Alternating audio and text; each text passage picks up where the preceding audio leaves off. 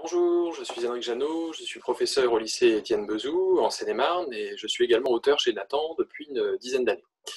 J'ai participé à la réalisation du dernier manuel de géographie en terminale et notamment au guide cartographique que vous trouverez à la fin de ce manuel, page 273.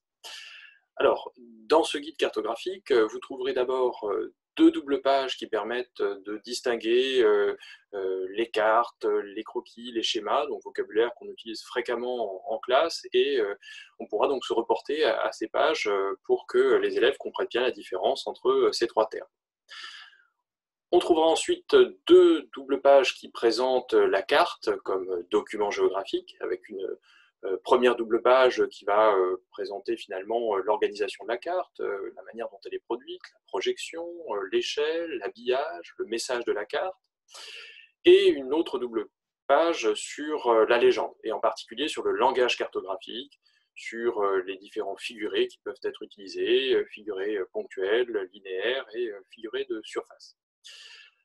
On trouvera ensuite une autre double page que je vais vous montrer.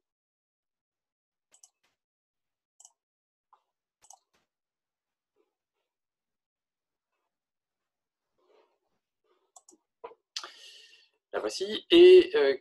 qui permet d'offrir aux élèves un exemple dessiné de croquis dans l'esprit de l'épreuve de 3C, avec donc, on le voit ici, un croquis donc réalisé à la main, hein, donc très bien réalisé, mais qui permet donc de donner un exemple aux élèves au-delà des cartes qu'on peut trouver dans le manuel.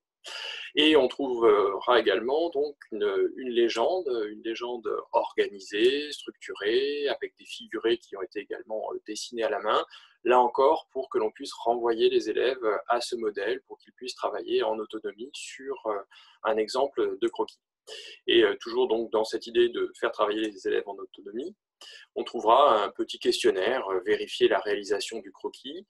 qui permet aux élèves eux-mêmes de vérifier la qualité de leur légende, de leur croquis et de l'ensemble de leur travail.